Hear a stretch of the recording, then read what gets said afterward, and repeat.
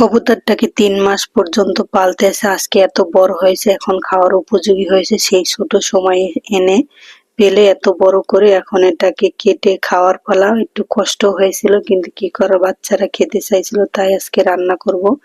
এজন্য চুলায় একটা কড়াই বসে তাতে আমি পেঁয়াজ, রসুন, আদা সব মশলাগুলো এখন তেলের সাথে কষিয়ে নেব। সাথে দিয়ে দেবো এখানে হলুদের গুঁড়া, দিয়ে দিলাম মরিচের গুঁড়া আর পরিমাণ মতো লবণ। এখন এই সব মশলাগুলো আবারও কিছুক্ষণ তেলের ভিতরে কষিয়ে নেব। কষানো হয়ে গেলে দিয়ে দেবো দারচিনি, এলাচ, তেজপাতা।